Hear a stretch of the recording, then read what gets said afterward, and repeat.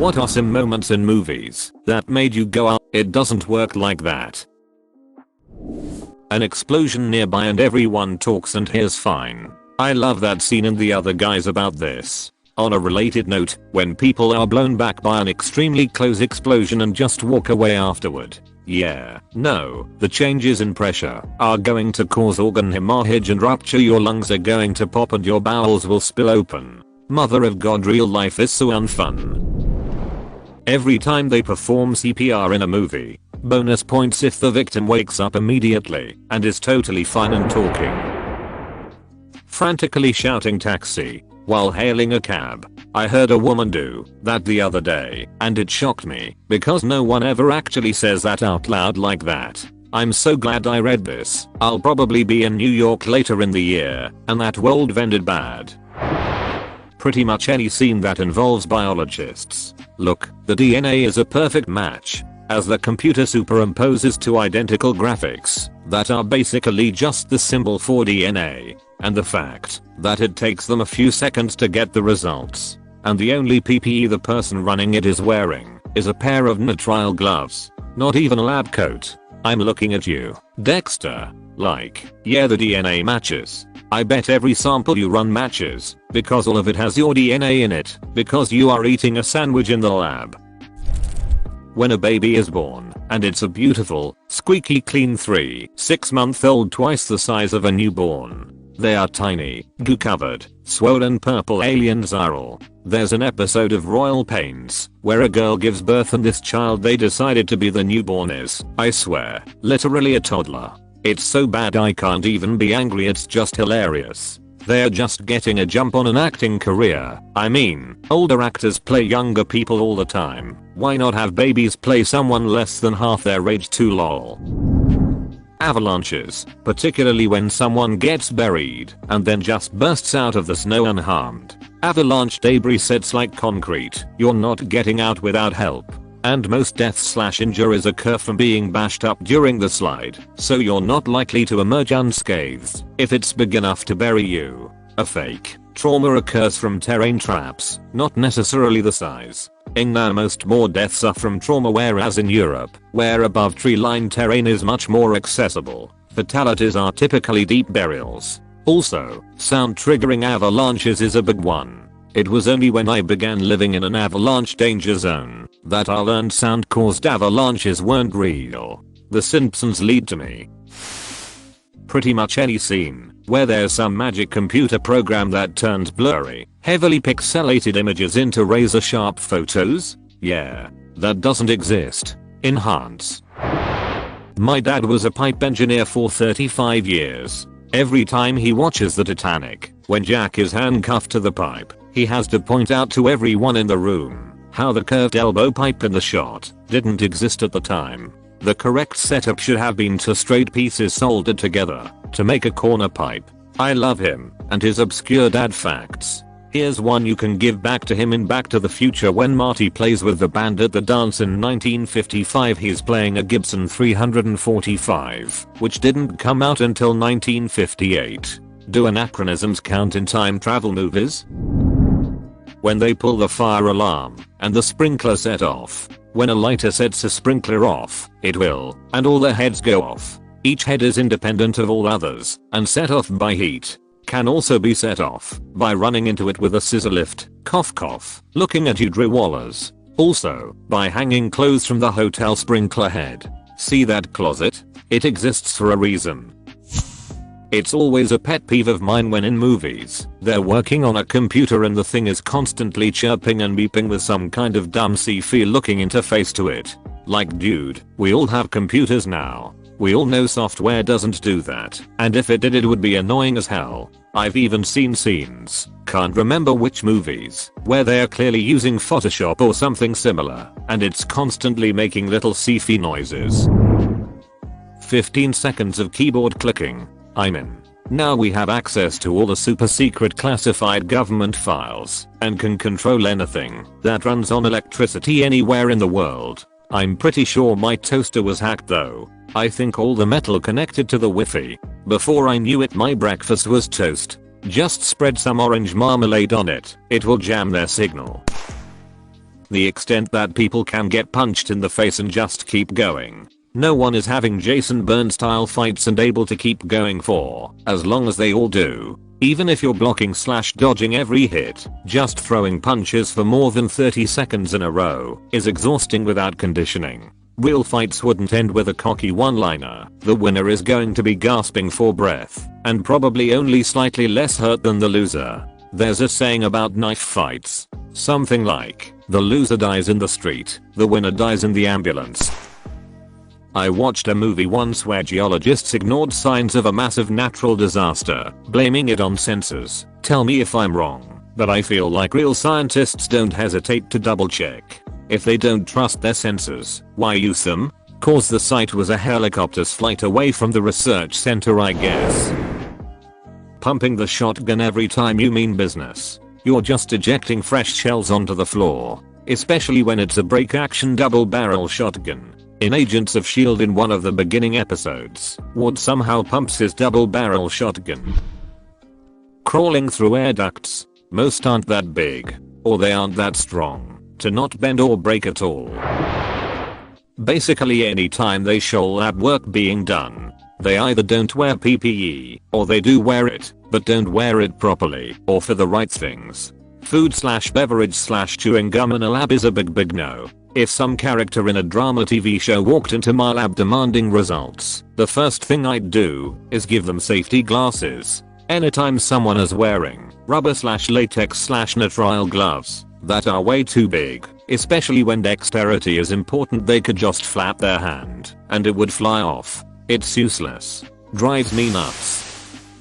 The protagonists and antagonists fighting on the streets and not giving a crap about thousands of people dying while the cars explodes and buildings falls. Prepare for your doom, generic man. Wait. There are civilians here. Let's evacuate them first. Crap, you're right.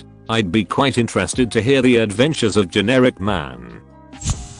Our hero is beaten, stabbed and shot. Next scene, he wakes up bandaged in the hospital. Within seconds, he yanks out all the tubes and wires, jumps out of bed, finds his suddenly clean clothes, and rushes out to continue his quest. In the next scene, he's full of energy as he pursues his foe, and while his face may have a single scratch or bandage cut usually above one eye, there's no sign of what would ordinarily be a yellow-purple swollen pulpy mess with blood-red eyes. There's an episode of the Rewatchables podcast about Die Hard, and they have a brief funny conversation along the lines of, okay, movie's over, John McClane is taken to the hospital. What are his injuries? I like how the movie actually plays into that towards the end. With the final confrontation, the bit where an exhausted, sweat, and blood-drenched John staggers into the vault and just screams Hans. It's possibly my favorite part of the movie. I know Die Hard probably isn't super realistic, but I like that it tries to be a bit more reserved in the action movie violence and shows John slowly grinding to a halt at the end.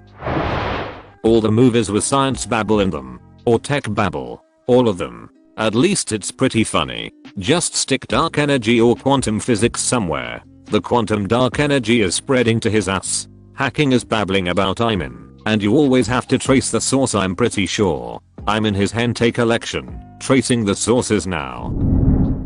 Characters making perfect sentences without stuttering or making pauses. That's one cool quality of Rick and Morty. I'm only a casual fan, but one thing I always found neat was how the characters would stumble and have trouble speaking regularly. Even Rick, the smartest man in the multiverse, says he takes things for granted instead of granted. Almost any scene involving someone being shot or stabbed. It always takes me out of the movie when say someone will be like, you'll never believe what's on the news. Put it on. Their TV is off. They turn the TV on and it's on the exact station of said news crew at the exact moment they are talking about I said topic. That's not how it works. And it could be anything, not just news. They turn on the TV and it just so happens to be on what they're looking for. Just a small aspect of television / movies that takes me out of it, and I'm always like, that's not how this works. The real scene should be you'll never believe the news, then everyone pulls out their own phone and searches social media and or Google for whatever small grain of information the instigator can give them. 90% of the depictions of women going into labor It's rarely mom feels fine all day, suddenly has one sharp contraction, water immediately breaks and makes a puddle on the floor. Everyone I know who's given birth has had at least a few hours contracting before the water breaking, if it breaks at all, and then it can be even longer before you're in active labor. I'm a labor doubler. Was looking for this answer. Most of the time the water doesn't break until the pushing phase. Add to that, movies portray mom feeling fine all day, has sudden sharp contraction, and then everyone is freaking out to rush her to the hospital. First, you shouldn't do this. Second, most hospitals are just going to send you home. Labor is generally a long process. There are exceptions, but especially for first-time moms, it is going to be a long while. There is no reason to rush to the hospital. And early labor, the contractions are bearable and mom can go about her day as she has them. She isn't being stopped in her tracks as she has them and moaning and groaning with each one. That comes later. Labor in movies and on TV is ridiculous. I went into labor last weekend and didn't even know it until my contractions were 3 minutes apart. I labored most of Sunday morning and afternoon thinking I was just having back cramps. I even did laundry and went out to dinner. Any CPR scene ever. After 10 seconds of barely any depth to the compression and slow CPR, the person is revived. It's a miracle, which it would be. I'm willing to forgive not going hard enough on the compressions, since in real life it's a last-ditch effort to save a life, so a few broken ribs are less of a problem, as opposed to a guy just getting paid to lay there for a bit and pretending. But the rest, yeah, it doesn't work like that. If someone is falling and say Superman catches them, they're actually screwed because the forces involved are still going to tear them apart. Superman would have to catch them and decelerate them over time, but this almost never happens. He just catches them. You also can't just lift an enormously heavy object. The object has to have the structural integrity to remain in one piece, or that pressure at one point, Superman's hand, would make the object break apart. Spider-Man tried to save Gwen Stacy and just broke her back inches off the ground. Came to say this. That's a good example of what they were saying. Not a movie, but in the show You, when he gives that guy the lat with nuts in it, and he drops dead less than a minute later. Now, it takes a bit longer than that. It would be a much longer painful demise. I'm a person with a peanut allergy. I saw that and was like, yeah, no, when that happened.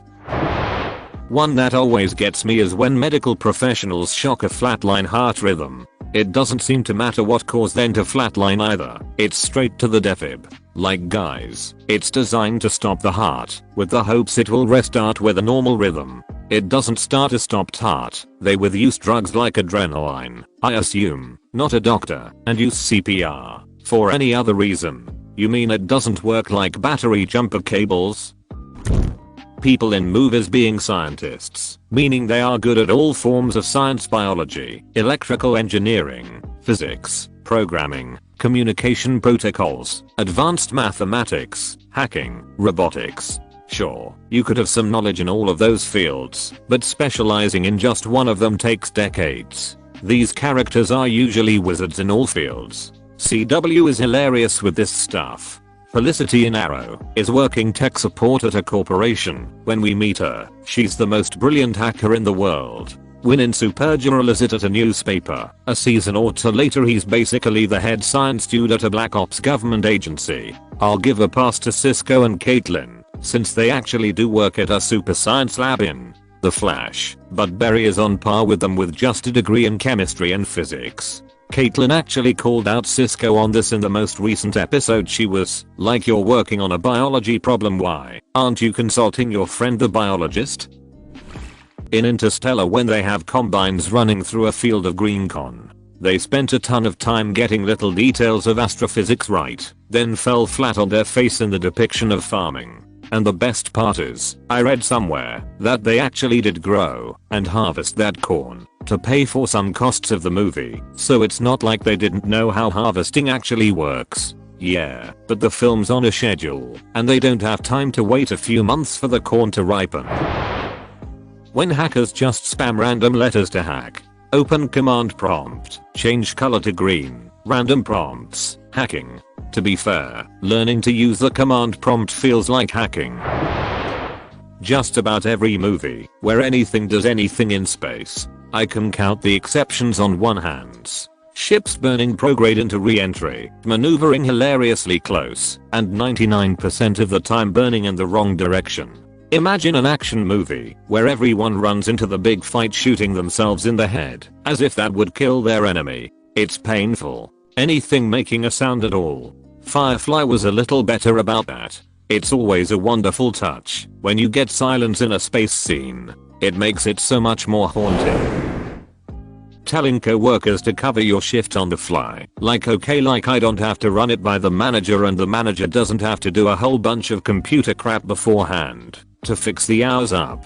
I've worked in the service industry most of my career and this has always bothered me. That, and the bookstore clerk living in $1 million loft in the city. Dude, she saves money by going to work every day on a classic bike with a little bell while wearing a 50s housewife dress with combat boots.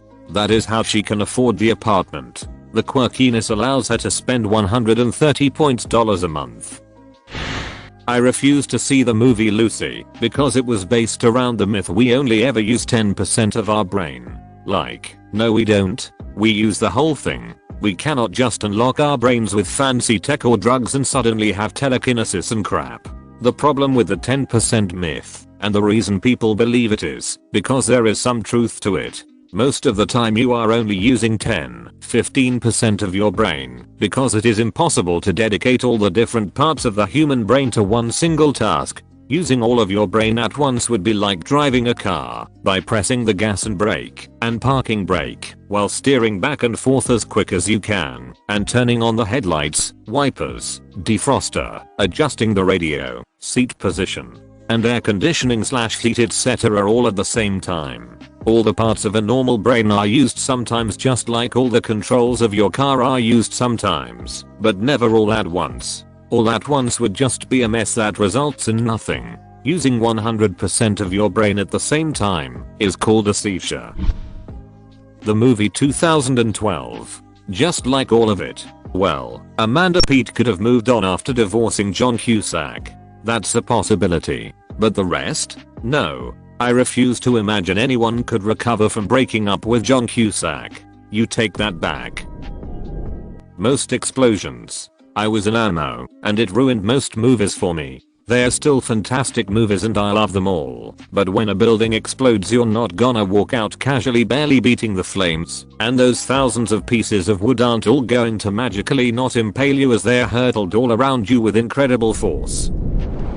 That thing where a tech/lab procedure suddenly takes half the time because someone offers to pay more. Oh no, if it needs to be centrifuged for 24 hours it's still going to take 24 hours even with 100k on the table. Also not as jarring, but everyone always wakes up with perfect macup and no one ever seems to clean their face. Even better than that, someone goes through an incredibly strenuous and lengthy ordeal and still has perfect macup. Watched something recently where a woman came back from being held captive in the Middle East as a prisoner of war for 10 years, and as she was carried on a stretcher off the military plane she looked like she was about to go to the Oscars. Full contouring. I despise it when movies do this. Let our protics get dirty and beat up.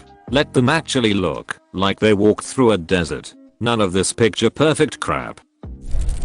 There's the trope of people in advertising having to stay late around the holidays, rushing to finish up the holiday campaign for the new client, and having to choose between their career and their family. Yeah, that would not happen very often. In reality the holiday campaign would have been finalized quite some time ago after months of planning, back and forth with the client, reviewing layouts/proofs, etc. Around the holiday season we would most likely be working on planning stuff for the spring/summer of the next year. Smells like Hallmark to me.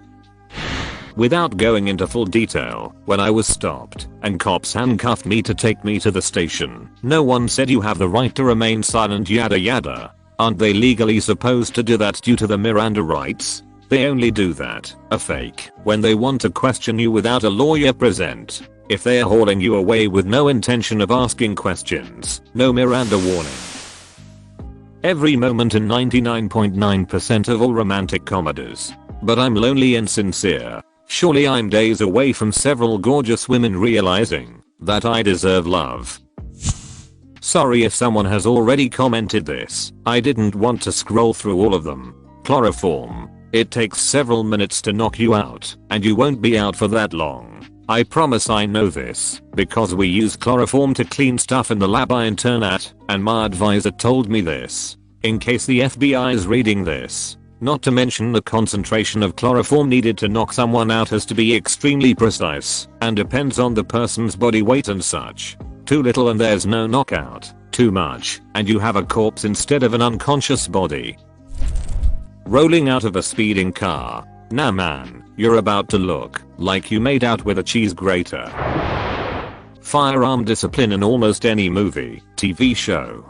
No one asked how to correctly clear a room. Really? And Jesus Christ, your gun just swept right across your partner's head. Why? You should see how much Keanu Reeves trained with firearms for John Wick. Really fascinating. He's probably more efficient with a firearm than 90% of our law enforcement.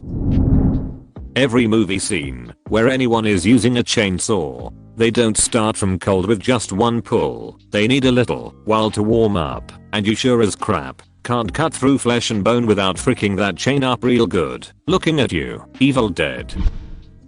It's more of a trope, but the idea that one person designs security systems. Like in Die Hard 4, one genius supposedly designed the computer network for the FBI or whatever and left backdoors and no checks on him or his software, just blind trust in some random stranger. That's not how computer systems are designed, especially for government agencies, and no one person could manage the scope either. You obviously have never worked for a government agency. You didn't know? Go Benze designed the NSA, ran it for years. Then one day, he just disappeared. They searched every network, but he left himself a backdoor. He was untraceable. People getting knocked out and waking up a bit later, shaking their heads, and then heading off like normal. Getting knocked out is not like lightly bumping your head on something. Yeah, knocking people out as a temporary way to stop them from doing something. The A-Team was probably the worst. Knock out Mr. T because he is afraid of flying. Pretty sure if you are knocked out for an entire flight you are going to have some brain damage. In fairness, Bay wasn't exactly the idea man in the group. Movies set a long time ago trying to emulate people from 500, 2000 years ago, but they all have perfect skin and white teeth. Surprisingly, people in earlier times often had perfectly good teeth, because it's the addition of sugar and very well refined flour to our diet that makes us so prone to decay. People in Europe in, say, the Bronze Age had good teeth. French aristocrats with unlimited access to Caribbean sugar, on the other hand, had black teeth, leading to a trend of lower class people artificially blackening their teeth to seem rich. But yeah, were people's teeth blinding toilet bowl white? Probably not. In the disaster movies people don't hoard toilet paper. Scenes that involve swimming. I try to hold my breath whenever a movie character, non-superhero/fantasy, dives underwater and try to hold it, as long as he/she is swimming or submerged. I end up dying 9/10 times. I mean, there's probably a lot of things to consider, but the amount of time some characters can hold their breaths is superhuman. Practice makes huge difference. Pearl harvesters who started practicing in childhood can work use of water for 6+ minimums with a single breath. The record is around 12 minutes. Like the big ass computer room in the basement of the airplane where 6 special ops soldiers can hide. They would sell seats down there if there was that much room. This is actually not that far-fetched. Airplanes can have different configurations of cargo space. You could totally make a portion of the cargo space into a computer room. Also, airplanes often have a little space where stewardesses sleep under the main deck anyway. Of course, the average passenger airliner won't have a computer room, but the Air Force One certainly does, among other rooms. Anytime sword fighting or fencing in a movie is related to dancing, looking at you Pirates of the Caribbean and goatee, it's the exact opposite of dancing. The point is to have a completely unpredictable tempo, and, if your opponent does have a specific rhythm, to interrupt it in unpredictable ways. Source: fenced for 10 years. That's most likely because the actors have to learn the choreographed fight, so they don't accidentally kill each other. In the opening of Prisoners, he is hunting deer in PA before Thanksgiving. Every single movie where somebody dies and then someone closes their eyes and their eyes stay shut. Do corpses open their eyes by themselves or something? IDK how to phrase this. Eyes will stay fully closed once rigor mortis sets in and no sooner, usually only closing partly before then. The whole closing folks' eyes dramatically immediately after death is jarringly unrealistic. This is why there used to be stones or coins placed over the eyelid to keep it shut until rigor mortis took over. The neutrinos are mutating. 2012. Neutrinos can't freaking mutate. They can't even decay. Actually they do. They flavor change randomly. The number of neutrinos coming from the sun were found to be off in their number and someone figured out they were changing to other flavors. He won a Nobel Prize. The amount of time between responses in phone conversations. Hi mom. 1.37 seconds later. What do you mean Larry and his ferret were hit by a scooter in Moscow?